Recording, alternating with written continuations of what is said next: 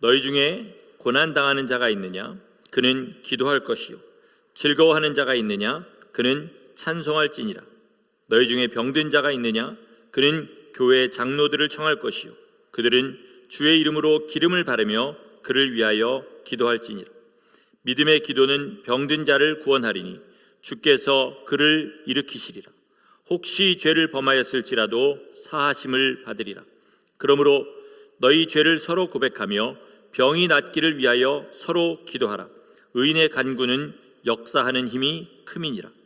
엘리야는 우리와 성정이 같은 사람이로되 그가 비가 오지 않기를 간절히 기도한즉 3년 6개월 동안 땅에 비가 오지 아니하고 다시 기도하니 하늘이 비를 주고 땅이 열매를 맺었느니라.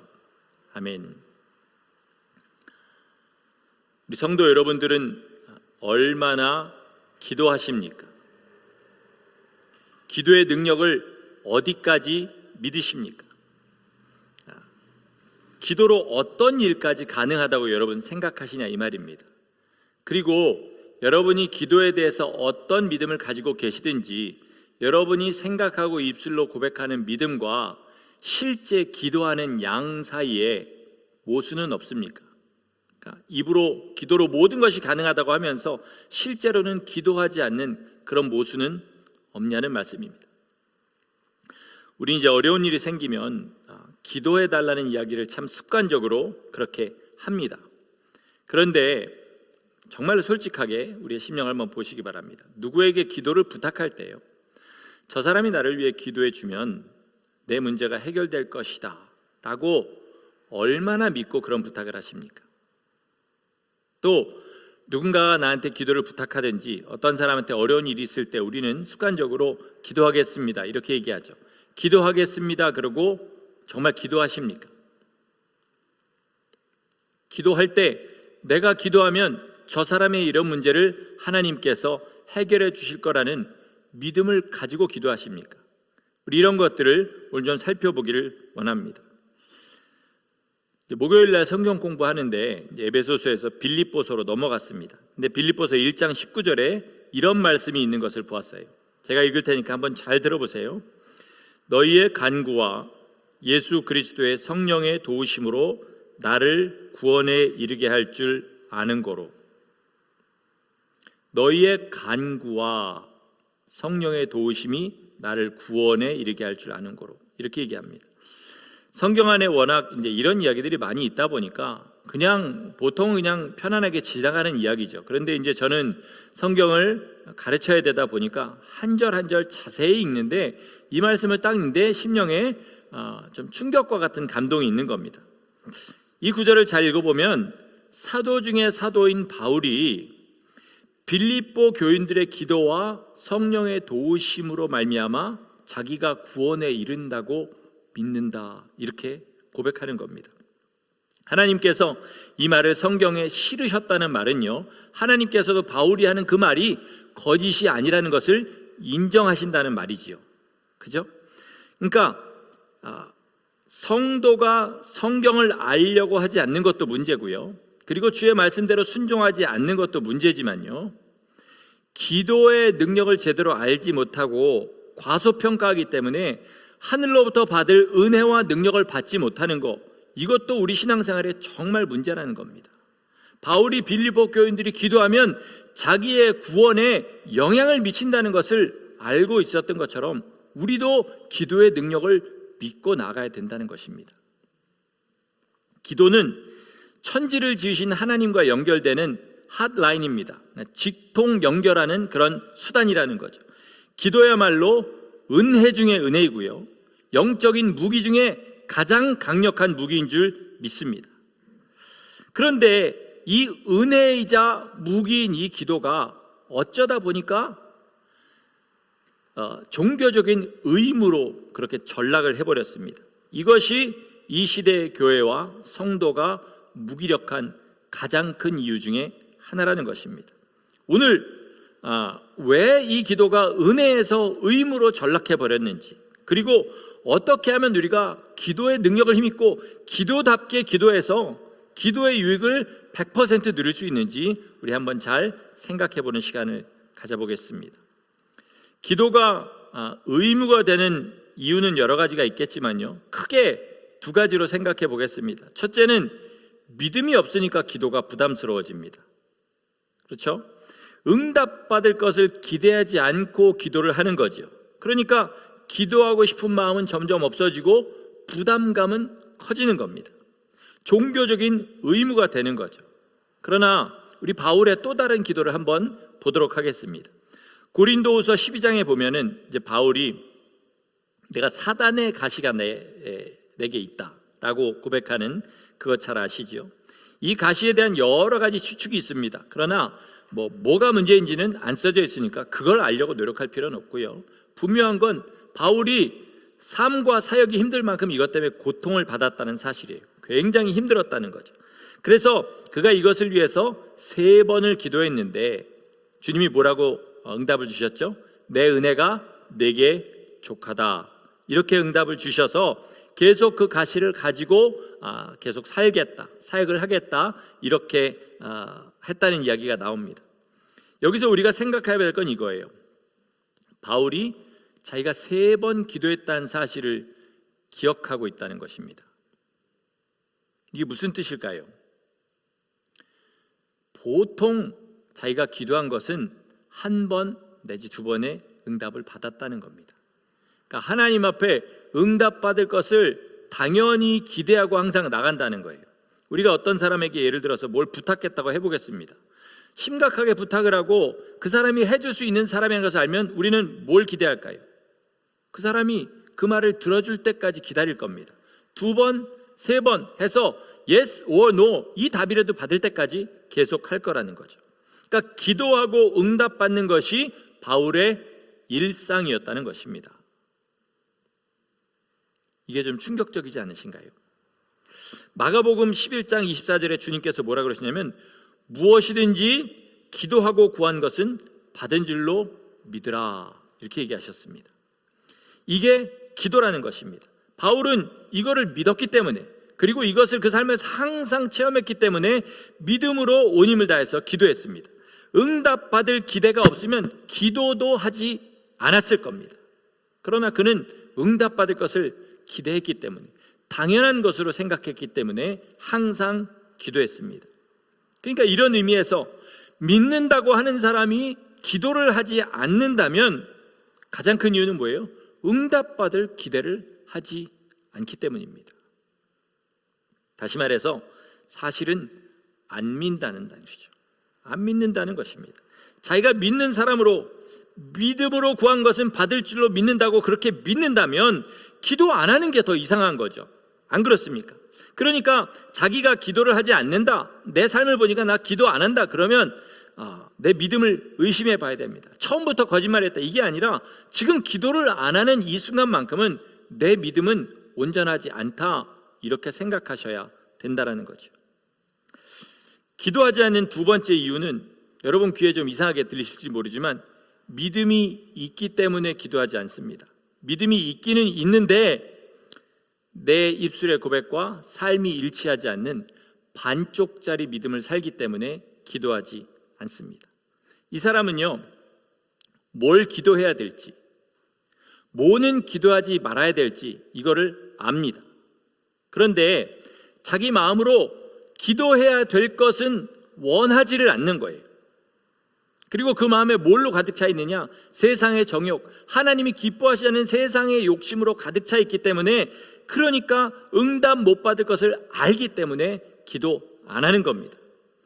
우리의 마음에 원하는 것이요, 하나님이 원하시는 것과 같으면 같을수록 뭐 하게 되냐면 기도하게 됩니다.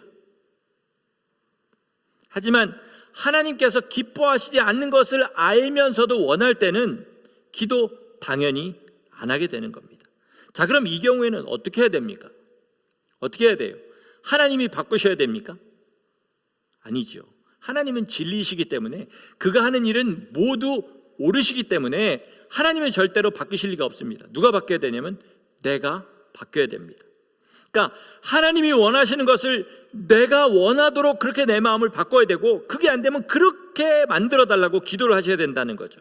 그게 온전한 믿음인 것입니다. 그러므로 여러분이 정말로 기도의 사람이 되기를 원하시면 무엇보다 하나님의 소원이 나의 소원이 되게 해달라고 그렇게 간절하게 먼저 기도하셔야 됩니다.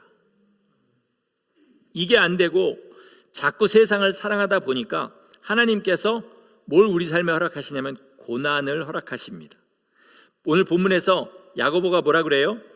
고난 당하는 자가 있느냐? 저는 기도할 것이요, 이렇게 가르칩니다. 근데 사실 세상에 고난 자체를 좋아하는 사람이 어디 있습니까? 그런 사람 없죠. 그러나 우리가 인생을 되돌아볼 때요, 하나님 앞에 한 걸음이라도 가까이 나가는 때는 평안할 때가 아니라 고난받을 때였다라는 것, 여러분 그거는 부인하실 수가 없을 겁니다. 처음 주님을 만날 때도 열의 아홉은 삶의 고난이 있든지 마음이 너무 고통스러운 그런 고난이 있을 때 그때 주님을 만나게 됩니다. 그리고 예수님을 믿은 다음에도 정말로 주님 앞에 한 걸음이라도 더 가까이 나가고 주님의 은혜를 더 깊이 받을 때는 언제냐? 고난이 있을 때입니다. 지난 수요 예배 참석하신 분은 알겠지만요, 예배 중에 갑자기 저희 집 전기가 나가버렸습니다. 그리고 저는 그때 아신 분 아시겠지만 패닉이 돼가지고 지하실에서 이제 제가 그 셋업을 해놓고 하고 있는데 갑자기 다 꺼져서 아무것도 안 보이는데 저희 집 지하실에 기둥도 많고 이것저것 많거든요. 그래서 막 머리 박아가면서 이러면서 이제 위로 올라와가지고 전화기 핸드폰에 그 LTE 가지고 나머지를 설교는 반도 못하고 그렇게 예배를 끝냈습니다. 그리고 제 방에 들어가니까요, 너무 충격이 커서 그런지 막 온몸이 쑤시고 아프고 그리고 막 피곤하고 그러더라고요. 그때부터 기도에 관한 것을 생각했습니다. 어떤 생각을 했냐면 예배라는 것이 이런 날마다 너무 당연한 줄 알고 누렸던 것이 당연한 게 아니구나. 하나님 앞에 이게 항상 주님께서 예배 시간을 보호해 주시고 우리를 주님 앞에 그렇게 세워달라고 간절히 기도하고 해야 되는 거구나, 감사해야 되는 거구나, 이거를 그날 깨달았습니다. 그러니까 그동안 드렸던 제 예배에 대한 자세들을 바꾸게 되었고, 그리고 하나님을 제가 그동안 온 힘 다해서 경외하지 않았다는 사실을 또 다시 한번 깨닫게 되었습니다. 또 이제 코로나 때문에 이제 일상이 조금 느슨해진 것이 지난 한 3, 4주 제가 많이 좀 느슨해졌었는데, 지난 수요일에 그 받은 충격이 저를 좀 다시 바짝 조여줬습니다. 이렇게 믿는 자의 삶에는요, 이런 종류의 충격들, 다시 말해서 고난이라고 할 수 있는 것들이 굉장히 유익합니다. 기쁘진 않지만 그 열매는 굉장히 유익하다는 것입니다. 같은 관점에서 우리가 기도하지 않는 이유를 또 다른 면에 생각해 볼 수 있는데, 그건 뭐냐면 밤낮 인생에서 사람이 노력하면 얻을 수 있는 것들을 구하다 보니까 하나님께 기도를 안 하게 되는 겁니다. 그러니까 세상 사람들이 바라는 것과 똑같은 것을 바라니까 세상 사람들이 하는 노력과 똑같은 노력을 하고 거기에 기도는 별 필요가 없어지는 것입니다. 그러나 성경에서 사도들이 기도하는 내용들을 한번 보시기 바라요. 사도들은요,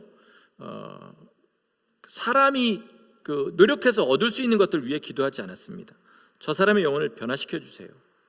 이 교회에 지금 받고 있는 환난들을 주님께서 믿음으로 바꿔주세요. 이런 종류의 기도들을 했습니다. 그러니까 자기로서는 도저히 할 수 없는 일입니다. 하나님, 저는 철저하게 무능하니까 하나님께서 일을 해주셔야 됩니다. 그리고 간절한 마음으로 기도에 나갔습니다. 그러니까 기도에 전념할 수 있었던 거죠. 그죠?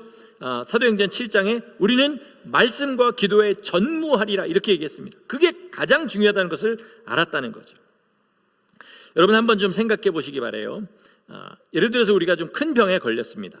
그럼 의사가 요즘은 모든 게 수치화되어 있어가지고 이런 치료를 받으면 완치율이 몇 %입니다. 이제 이런 식으로 얘기를 많이 하잖아요. 그러면 완치율이 높을수록 기도는 덜 간절해지지요. 완치율이 낮아질수록 기도는 더 간절해집니다. 99% 완치율, 이거 가지고 간절하게 기도한 사람 아마 별로 없을 겁니다. 그러나 완치율이 50% 밑으로 내려갑니다. 어떻게 될까요? 기도하죠. 당연히 기도합니다. 온 식구가 다 건강하고 화목하고 경제적으로 여유가 있고 걱정이 없을 때, 그때 믿음이 자라는 분 솔직하게 저는 아직 별로 못 봤습니다. 자기 힘으로 해결이 안 되는 일이 있어야 주님 앞에 나오죠. 문제는 이제 문제가 해결되면 다시 느슨해진다는 게 문제지만요. 그러나 어떤 사람들은 그 고난을 통해서 주의 종이 되기도 하고, 그리고 교회의 기둥 같은 믿음을 가진 사람이 되기도 합니다. 얼마나 놀랍습니까? 저는 요즘 이 세상에 들려온 소식들이 있지 않습니까? 1만 명의 군대를 가지고 2만 명의 적군을 상대해야 되는 어떤 그런 왕의 마음, 제가 왕이라는 얘기가 아니라 그런 마음을 깨닫습니다. 점점 천국과 지옥이 한 발자국씩 현실로 다가오죠. 진짜 현실로 다가옵니다. 그리고 제 문제만 짊어지면 되는 것이 아니라 주님께서 맡겨주신 우리 성도들의 문제까지 같이 짊어지고 이 길을 가야 된다고 생각하니까 이게 제 힘으로 하기엔 너무 암담합니다. 그래서 그럴수록 할 수 있는 것은 뭐밖에 없냐? 기도밖에 없다는 것을 깨닫게 됩니다. 여러분, 우리가 만약에 기도하지 않는다면 그건 잘못 믿고 있는 겁니다. 잘못 믿고 있는 거예요. 현실을 전혀 모르고 있는 겁니다. 자기는 구원받아서 넉넉히 천국 간다 이렇게 생각하니까 기도 안 하는 거예요. 그런데 그 믿음이라도 있으면요, 감사의 기도라도 끊이지 않을 겁니다. 먹고 사느라 바쁩니다. 그 핑계 때문에 기도 안 하십니까? 그러면 먹고 사는 게 여러분의 신입니다. 어떤 핑계를 대고 기도를 안 해도요, 그 핑계가 여러분이 섬기는 신이라는 것을 아셔야 됩니다. 하나님 앞에 기도하지 않는 신앙은 잘못된 신앙입니다. 이런 이야기가 듣기 싫어가지고 또 만약에 기도를 한다면 그게 이제 종교적인 부담, 종교적인 의무로 기도하는 거죠. 토저 목사님이 이런 얘기를 했어요. 만약에 어떤 사람이 깊은 밤에 하나님 앞에 나가서 신음하며 무릎을 꿇고 기도한다면 그 무릎 꿇고 기도하는 행위가 귀한 것이 아니라 그를 그 깊은 밤에 기도의 자리로 나가지 않고는 견딜 수 없게 하는 그 마음이 중요한 것이다. 그게 가치 있는 것이다. 여러분, 우리가 살다 보면 일하다 보면 너무 바빠서 끼니를 거르는 일이 있습니다. 그렇죠? 그러나 아무도 어지간해서는 2끼까지 거르지는 않습니다. 왜 그럴까요? 배가 고프니까요. 2끼를 굶으면 아무리 일에 집중해도 집중이 안 됩니다. 그래서 2끼까지는 어지간해서 굶지 않아요. 기도도 마찬가지예요. 내가 믿음이 있고 정상적인 신앙이라면 어쩌다가 한두 번 이렇게 내가 놓치고 기도에 게으를 수는 있지만 기도에 게으를 수는 없다라는 것입니다. 믿음이 서 있다는 말은 뭐냐? 내가 예수님 없으면 절대로 구원받지 못하는 가망 없는 존재라는 사실을 아는 것입니다. 그러면 그걸 아는 사람이 어떻게 기도하지 않냐는 거죠. 요즘 코로나 바이러스 때문에 백신이라는 말이 참 유행입니다. 그런데 예수 믿는 것은요, 일평생 1차, 2차, 3차 접종 3번 받으면 일평생 괜찮은 간염 백신 같은 것이 아닙니다. 겨울이 되면 한 번 맞으면 그 겨울은 잘 나게 만드는 독감 백신 같은 것이 아니에요. 예수님을 믿는다는 것은 예수님을 믿은 순간부터 주님 앞에 설 때까지 주님만 의지하지 않으면 살 수 없다는 것을 아는 것, 이게 바로 예수님을 믿는 신앙인 줄 믿으시기 바랍니다. 이 믿음이 서 있는데 기도하지 않을 수가 있을까요? 절대로 없습니다. 우리나라 속담에 목마른 사람이 샘물을 판다. 충청도에서는 목마른 놈이라고 그래요. 목마른 놈이 샘물을 판다 이렇게 얘기합니다. 목마른 놈이 샘물을 파는 것처럼 우리가 정말로 주님 없으면 살 수 없다라고 고백한다면 날마다 목마른 심정으로 주님 앞에 나가서 기도한다는 것입니다. 제가 오늘 특별히 기도에 대해서 강조하는 이유는요, 이제 점점 기도하지 않는 사람은 견뎌낼 수 없는 시대가 한 발짝씩 우리에게 다가오고 있기 때문에 그렇습니다. 자, 돌짝밭에 떨어진 씨앗의 예를 주님께서 들으실 때 돌짝밭에 떨어진 씨앗은 뭐라 그랬죠? 말씀을 받을 때는 즉시 기쁨으로 받으나 말씀으로 인하여 박해나 어려움이 오면 넘어지는 자니, 이렇게 얘기했어요. 그 박해가 이제 다가오고 있습니다. 여지껏 우리가 예수 믿고 살아왔던 삶은요, 내가 너무 유난 떨지만 않으면 그래도 예수 믿는 믿음은 지킬 수 있는, 박해받지 않고 그렇게 갈 수 있는 그런 시대였습니다. 그런데 이제 점점 세상이 변해가고 있어요. 기독교를 정면으로 박해하는 사람들이 많아지고 있습니다. 여러분 지금 우리나라에 좀 깨어있는 사람들이 거세게 반발하고 있는 법안이 하나 있습니다. 다 아시죠? 차별금지법이라는 겁니다. 이 차별금지법이 뭘 모르는 사람은 그래 믿는 사람이 어떻게 사람 차별하지 말자는 법을 그걸 반대하냐 이렇게 얘기하는데요. 몰라서 하는 얘기예요. 우리나라 헌법에는요 이미 어떤 그 사람이 가진 그런 것들을 통해서 이념이나 어떤 뭐 지역 색깔이나 그 사람의 뭐 교육 수준이나 재산 수준으로 때문에 차별을 받아서는 안 된다는 법이 이미 있어요. 근데 그 조항에 빠져 있는 게 있습니다. 뭘까요? 성적 지향. 그러니까 쉽게 얘기하면 동성연애를 말하는 겁니다. 그러니까 이 법의 가장 포인트는 뭐냐? 동성연애를 합법화시키자는 거예요.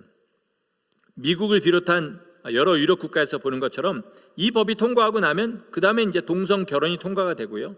거기에 대해서 뭐라고 이야기하는 것 자체가 이제 불법이 돼갑니다. 제가 말하자고 하는 것은 차별금지법이 아니라 박해입니다. 박해. 점점 더 우리를 박해하는 것이 다가오고 있다는 거예요. 이게 지금 우리가 반대해서 늦출 수는 있어요. 그러나 반드시 그때가 옵니다. 반드시 그때가 와요. 그러면 그때 우리가 그 박해를 이길 수 있는 믿음이 있냐는 거죠. 과연 우리가 믿음 때문에 직업을 잃게 되고 그리고 세상에서 매장되는 것 이거 이길 수 있겠습니까? 나만 그렇게 되는 것이 아니라 내 자녀들도 그런 일을 당하는 것을 볼 수 있겠습니까? 그리고 만약에 믿음 때문에 헐벗고 굶주리고 정신적, 육체적 폭력까지 당해야 되는 사태가 온다면 과연 여러분은 어떻게 하실 것 같습니까? 저도 여기에 대한 고민이 참 많아요. 진짜 그때가 되면 나 어떻게 이기지? 죄송합니다. 목사가 약한 소리를 하는데 제 사람됨을 제가 알기 때문에 정말 그때 내가 이길 수 있는 길이 있을까? 그래서 고민하고 그렇게 신음합니다. 그렇게 해서 찾은 정답이 뭐냐? 기도입니다. 너무나 뻔하죠. 그런데 여러분 심령에 제가 받은 것 같은 그런 하나님의 음성이 들려서 귀로 들렸다는 게 아니라 심령에 기도하면 되는구나. 이게 정말로 툭 하고 여러분 심령에 믿어지고 떨어지면 왜 이 말에 제가 은혜를 받고 왜 이 말이 정답이라고 그렇게 들었는지 여러분도 아실 수 있을 줄 믿습니다. 우리가 이 박해당할 때에 이길 힘을 주시옵소서 기도하는 거 하나님의 뜻일까요? 아닐까요? 당연히 하나님의 뜻입니다. 그럼 우리가 하나님의 뜻대로 기도하면 하나님이 들으실까요? 안 들으실까요? 들으십니다. 박해를 없애주시는 것이 아니라 그 박해를 이길 수 있는 믿음을 우리 가운데 반드시 주십니다. 이거를 믿고 의지하고 나가는 거죠. 정말 온전한 구원을 받고 싶은데 나는 너무 인간이 덜 됐습니다. 주님, 이렇게 생각하십니까? 그럼 주님 앞에 그대로 기도하며 나가시면 됩니다. 마지막 박해가 이렇게 다가오고 있고 시대가 점점 악해지는데 주님 저 두렵고 떨리지만 이때를 정말로 이겨야 주님 앞에 가지 않겠습니까? 이 마음이 있으시면 그 마음 그대로 주님 앞에 기도하시면 주께서 들으시고 응답하십니다. 얼마나 은혜롭습니까 여러분? 저만 은혜롭습니까? 여러분도 다 이것이 은혜인 줄 믿으시기 바랍니다. 다만 기도에는 원칙이 있습니다. 원칙. 제대로 기도 생활을 하면 다 깨닫게 되는 일인데요. 그런데 미리 알고 자기 기도에 적용하시면 그만큼 숏컷, 지름길을 가는 거니까 여러분 잘 들으시고 한번 이대로 기도하시기를 바랍니다. 첫째, 기도의 제목은 진실해야 됩니다. 아까도 말씀드렸지만 내가 진심으로 원하는 것을 기도하셔야 된다는 거예요. 그렇지 않고 내가 세상에 그 욕심이 있는데 기도는 하늘의 것을 해야 될 것 같아서 하늘의 것을 한다 그러면 이게 하나님을 향한 어떤 면에서 모욕입니다. 그렇지 않습니까? 내 마음에 없는 것을 하나님 앞에 원해요. 난 원하지도 않는 것을 달라고 하는 겁니다. 하나님이 그 마음을 뻔히 보고 계시는데 이게 얼마나 하나님께서 보시기에 악하겠습니까? 그러니까 아까 말씀드린 대로 내가 세상의 것을 원하고 하늘의 것을 원하지 않는다 그러면 일단 그 마음이 바뀌게 해달라고부터 기도를 하셔야죠. 그러니까 진실하게 자기에 있는 상황을 놓고 그대로 기도하셔야 된다는 겁니다. 두 번째 원칙은 뭐냐면 죄를 품고 있으면 하나님께서 그 기도를 듣지 않으신다는 겁니다. 시편 66편 18절에 이런 말씀이 있습니다. 내가 나의 마음에 죄악을 품었더라면 주께서 듣지 아니하시리라. 다시 한번, 내가 마음에 죄악을 품었더라면 주께서 듣지 아니하시리라. 우리 이제 회개 기도란 말을 참 많이 하죠. 그런데요, 정작 성경에는 회개 기도란 말이 없습니다. 그냥 회개라고 해요. 왜 그럴까요? 기도만 하고 그 죄를 버릴 생각이 없으면 기도한 것이 아무 소용이 없기 때문에 그렇습니다. 회개란 것은, 그러니까 회개 기도는 뭐냐? 내가 지난 삶에 잘못한 것을 사해달라는 기도를 하는 거죠. 그러면요, 회개 기도를 해놓고 정작 그 죄를 버릴 마음은 없습니다. 이게 얼마나 하나님 앞에 죄입니까? 이거 자체가. 그잖아요. 나는 죄로 고통스러워하고 이걸 사함받고 싶은 마음은 있지만 버릴 마음은 없어요. 이게 어떻게 회개냐는 거죠. 죄를 알고 짓던 모르고 짓던 상관없습니다. 농약인 줄 알고 먹으면 자살이라고 그러죠. 모르고 먹어도 자살은 아니지만 죽지는 않습니다. 그렇죠? 그러니까 죄를 지으면 죄를 짓는 순간부터 주님과의 나와의 기도의 통로가 막힌다는 거죠. 그러므로 여러분, 혹시 기도는 나 많이 하는데 응답은 별로 없다 하시는 분이 있습니까? 그러면 일단 이렇게 기도하셔야 돼요. 주님, 저를 감찰하여 주시옵소서. 감찰하여 주시옵소서.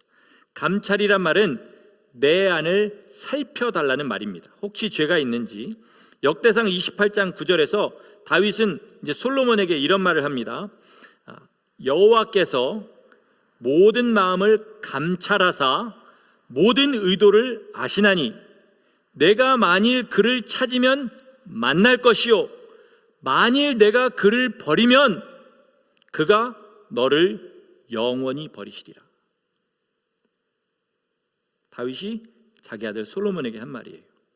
네 마음을 주님이 다 아신다. 네가 정말로 주님을 찾으면 주님이 너를 만나 주실 것이다. 그러나 네 마음이 주님을 찾지 않고 주님을 버리면 주님께서도 너를 버리실 것이다. 이 말입니다.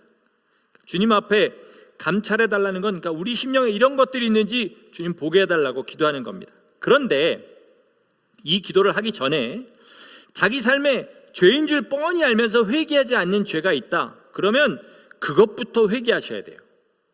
자기가 알고 짓는 죄도 회개 안 하는 사람이 모르고 짓는 죄를 주님께서 감찰하셔서 가르쳐 주시면 회개하겠습니까? 주님 앞에 이것도 외식이고 모욕인 것입니다. 그러니까 주님의 명령인 줄 알면서 그것과 전혀 다른 삶을 산다든지, 남을 미워하는 죄를 계속해서 짓는다든지, 내 삶에 악한 습관이 있다든지, 또 향락과 사치에 젖어 있다든지, 내 생활 습관이 너무 무절제하다든지, 이런 것들, 이 뻔한 죄들부터 먼저 회개하고 그 다음에 어떻게 되냐, 내 안에 이러고도 남은 죄가 있는지 주님 알려주시옵소서. 기도한 후에, 그리고 내 영혼을 위해, 그리고 다른 사람을 위해 중보기도 하셔야 된다는 것입니다. 세 번째, 오늘 본문의 말씀대로 의인의 기도일수록 역사하는 힘이 더 많다는 것을 알고 기도하셔야 됩니다. 두 번째 원칙과 좀 비슷한 이야기인 것 같지만요, 조금 다릅니다. 죄를 회개하고 기도해야 된다. 이 말은 뭐냐면 내 몸에 묶인 결박을 푸는 것입니다. 결박을 푸는 거예요. 그러나 의를 행하면서 주님 앞에 기도하는 것은 뭐냐면 내 몸에 근육들의 힘을 더하는 것입니다. 그러니까 내 기도에 더욱더 힘을 더하는 거죠. 의로워진다는 것은 뭐냐? 주의 말씀에 적극적으로 순종하고 주의 성품을 닮아가려고 온 힘을 다하는 거죠. 대표적인 예가 오늘 본문의 엘리야입니다. 어떤 사람은 생각하기를 엘리야는 선지자인데 당연히 의롭겠지, 이렇게 생각하시는 분이 있는데요, 아닙니다. 선지자라서 의로운 게 아니고요, 의롭기 때문에 선지자로 부른 겁니다. 이게 그 말이 그 말이냐 이렇게 생각하지 마세요. 선지자니까 당연히 의로운 게 아니라 의로운 사람을 선지자로 부르신 것이라는 겁니다. 온 나라가 우상을 섬기고 여로보암 때부터 북왕국은 계속해서 금송아지를 하나님처럼 섬기는 그런 우상을 숭배하는 나라에서 정말로 주님께서 선지자로 부르실 만한 그런 믿음을 가졌습니다. 이거는 대단한 믿음이었던 거예요. 대단한 의로움을 가졌던 것이에요. 그리고 그는 선지자가 된 다음에도 어떻게 했습니까? 불가능해 보이는 미션, 사람으로 볼 땐 너무나 공포스러운, 한 명이 900명을 상대해서 그렇게 해야 되고 전 나라를 상대해서 비가 오지 않는 이런 일들을 해야 되는 거였습니다. 그렇게 주님 앞에 하나씩 하나씩 순종해 나갈 때 어떻게 됐어요? 그의 기도에는 힘이 붙었습니다. 어디까지 힘이 붙었냐? 사람인데 기도를 했더니 3년 반 동안 온 나라에 비가 오지 않게 되고, 그리고 다시 기도한 즉 기도한 지 얼마 되지 않아서 바로 큰 비가 쏟아져서 땅이 다시 열매를 맺게 하는 그런 기도를 할 수 있었습니다. 야고보 사도가 엘리야가 우리와 똑같은 성정을 가진 사람이라 이야기한 것은요, 너희도 아무나 다 그렇게 할 수 있어 라고 이야기하는 것이 아니라 너희도 엘리야 같은 의로운 삶을 살면 그와 똑같은 기도를 할 수 있다, 이렇게 얘기하시는 거예요. 이 의로운 순종들은요, 이런 것들입니다. 고아와 과부를 먹인 것, 하나님께서 영원히 기억하신다고 그랬습니다. 또 굶주린 사람들, 정말 고통당하는 사람들을 불쌍히 여기고 내 것을 내어줘서 그들을 도와주는 것, 이거 하나님께서 의롭게 여기십니다. 또 내게 악하게 한 사람들을 주의 사랑으로 용서하고 주님의 사랑으로 더 사랑해 주는 것 같이 주님을 경외해서 내 삶에 순종하기 힘든 그런 계명이 있을수록 더 순종하는 것, 이거 우리의 기도에 역사하는 힘을 더해 줍니다. 또 복음을 전하기 위해서 내 삶을 내놓는 것, 그래서 복음 전파하는 종들에게 하나님께서 많은 기적을 베푸시는 이유는 뭐죠? 그들이 복음을 전하는 그런 의로운 일을 행하기 때문에 그렇습니다. 여러분, 여기 계신 분들 다 나름대로 간절한 기도의 제목들을 가지고 계시는 줄 믿습니다. 가족의 구원을 위해서도 기도하시고, 그렇죠, 자기의 믿음의 연약함을 위해서도 기도하시고, 더 크게 어떤 단체나 나라를 품고 기도하시고, 이런 분들도 있을 줄 믿습니다. 그러면 일단 회개에 힘쓰시고 주의 명령에 계속해서 순종하시고 내 현재의 믿음으로 할 수 없는 순종을 하게 해달라고 기도하며 나가시기 바랍니다. 그러면 여러분의 기도에 힘이 붙고 주님과의 허물어진 그 핫라인이 다시 연결돼서 여러분이 기도하는 것마다 합당한 기도들은 다 응답하시는, 그래서 바울 사도처럼 나 3번이나 기도했는데, 여러분의 간절한 기도 제목 가지고 몇 번 기도했는지는 혹시 기억하십니까? 못하실 거 아니에요, 그죠? 그만큼 기도하고 응답 못 받는 게 우리의 습관이 돼버렸어요. 그러나 바울처럼 나 3번이나 기도했는데 세상에 주님이 안 들어주셨다, 이럴 만한 그런 기도의 사람이 되시기를 바랍니다. 마지막으로 기도의 사람 조지 밀러 이야기를 하고 말씀을 마치겠습니다. 이야기가 어떤 분한테는 별 이야기가 아닐 수도 있을 것 같아요. 근데 저는 좀 은혜를 받았습니다. 이런 것이 믿음이구나라는 것을 알게 되었어요. 아시다시피 이제 조지 밀러 목사님은 항상 300명 이상의 고아들을 먹이고 입히는 그런 사역을 계속했습니다. 그것만 한 게 아니라요, 선교사님들, 중국에 가 있는 선교사님들, 그런 분들에게 1년에 정말 엄청난 금액을 후원했고요. 또 성경 지식협회라는 것을 만들어서 성경을 만들어서 보급하는 그런 일들을 또 계속해서 해나갔습니다. 그런데 이 일을 광고하지 않고, 그러니까 막 누구에게 막 그 후원 부탁하는 편지 보내거나 전화하거나, 그 당시 전화 없었지만 그런 식으로 하지 않고 오직 기도로 주님 앞에 구해서 주님께서 그때 주시는 것으로 하루하루 그 사역을 해나갔습니다. 그런데 기적은 뭡니까? 단 한 번도 아이들을 굶긴 적이 없다는 거예요. 그런데요, 당장 다음 끼니를 해결할 돈이 없었던 적은 꽤 많았다고 합니다. 그러니까 지금 아침인데 아침을 먹이고 점심 먹일 돈이 없고, 지금 저녁을 먹이는데 내일 아침 먹일 돈이 없고, 이런 일들은 참 많았다는 거예요. 그럴 때도 단 한 번도 사람한테 아쉬운 소리 하지 않고 하나님께 기도해서 이제 후원들을 받았습니다. 근데 어느 주간은 너무 후원금이 안 들어오는 거예요. 그래서 저녁을 먹었는데 다음 날 먹을 것이 없는 지경이 되었습니다. 하루 종일 우편물을 기다렸는데 후원금은 하나도 들어오지 않았어요. 그래서 좀 답답한 마음으로 밖에 볼 일이 있어서 나갔다가 보통 이제 자기 그 고아원으로 돌아오는 길이 있었는데 그날은 좀 멀리 돌아왔답니다. 운동도 할 겸 해가지고 답답하고 그랬어. 근데 그 다른 길로 돌아오는 중에 한 형제를 만난 거예요.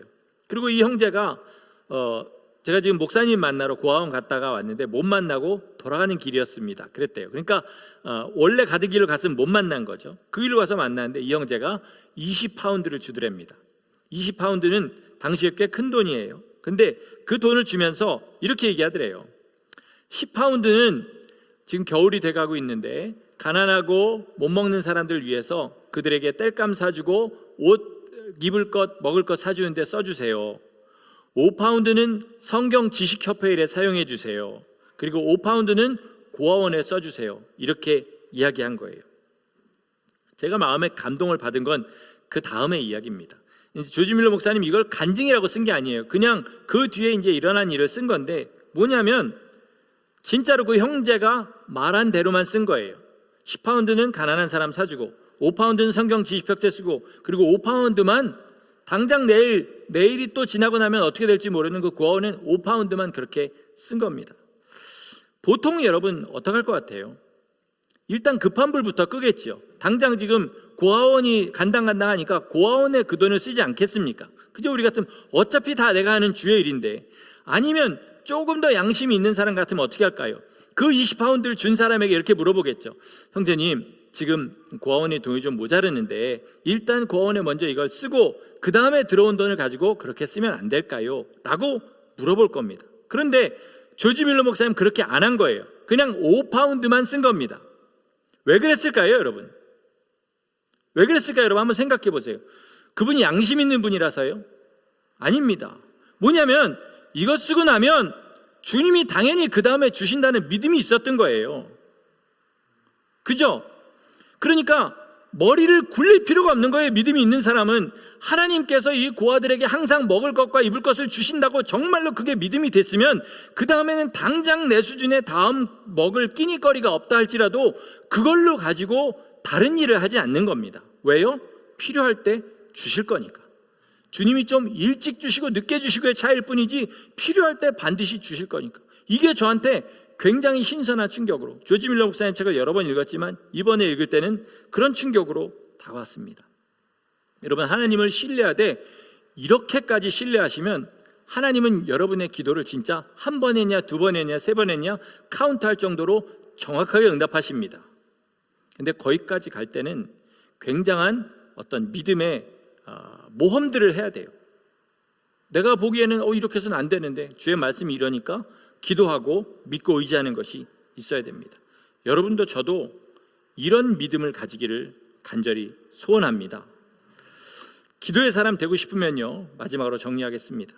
이렇게 하세요. 우선 주님이 기뻐하시는 소원을 품을 수 있도록 하세요. 두 번째, 내 삶에서 내가 알고 있는 죄들부터 해결하십시오. 회개하세요. 주님께서 우리 마음에 찌르는 것이 있으면 그 죄부터 회개하십시오. 안 그러면 주님과의 기도에 그런 라인이 연결되지가 않아요. 그리고 잘못을 인정하는 것에 끝나는 것이 아니라 그것을 새롭게 바꾸는 일을 하시고 그 다음에 뭐하냐?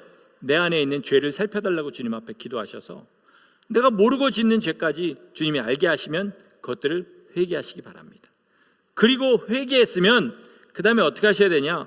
주님이 기뻐하시는 순종들을 해나가셔야 됩니다. 그리고 기도의 시간을 정하세요. 새벽 기도 하십시오. 예를 들어서 새벽 기도가 아침 7시입니다. 제가 예전에는 이렇게 생각했어요. 날마다 5시에 일어나면서 1시간만 더 자면 정말 좋겠다. 근데 지금 1시간 더 자게 됐잖아요. 근데 여전히 그때만큼 졸립니다. 그러니까 언제 일어나도 새벽 기도 하려고 일어나면 졸려요. 11시에 자도 졸립니다. 2시에 자면 당연히 졸리죠. 근데 만약에 내가 새벽 3시에 잠들었다고 해서 졸려서 안 할 새벽 기도라면 그건 주님 앞에 그 시간을 거룩하게 구별한 게 아닌 게 되는 거예요. 그러니까 주님 앞에 시간을 구별해서 놓고 그 시간에 기도하세요. 그 기도 제목을 가지고. 그리고 하루 종일 생각날 때마다 무시로 기도하시기 바랍니다. 마음속에 생각날 때마다 속으로 기도하는 거예요. 그렇게 계속 기도해 나가면서 주님이 기뻐하시는 그 순종들, 내 믿음으로는 할 수 없는 것을 하나하나씩 그렇게 해나가면 어떻게 됩니까? 우리 기도에 힘이 붙고 처음에는 내 기도 간신히 응답받던 것에서 이제 다른 사람을 위한 기도, 나중에는 어떤 사회를 위한 기도, 나중에는 나라와 민족을 위한 기도까지 주님께서 응답하시는 기도의 사람이 된다는 것입니다. 여러분, 이 정말 주님 안에서 품을 수 있는 이 야망을 품으시기를 바랍니다. 나는 정말로 기도의 사람으로 주님이 기뻐하시는 기도의 능력을 이 땅에 나타내는 사람이 되겠다. 이 마음을 여러분 품으시고 이 마지막 혼란한 시대에 더욱더 생명의 향기를 풍겨가면서 주님의 살아계심을 나타내시는 기도의 사람, 믿음의 용사들 되시기를 예수 그리스도 이름으로 간절히 축원합니다. 아멘. 기도하시겠습니다. 하나님, 우리에게 기도라는 엄청난 무기를 주셨는데 우리는 이것에 게을러서 주님이 주실 수 있는 것들, 이루어 주실 수 있는 것들, 또 지옥 가지 않게 구원하실 수 있는 영혼들까지 기도하지 않으므로 그저 속절없이 다 잃어버리는 그런 삶을 여지껏 살아온 것을 주님 앞에 고백합니다. 하나님, 우리로 기도의 사람 되게 하여 주시옵소서.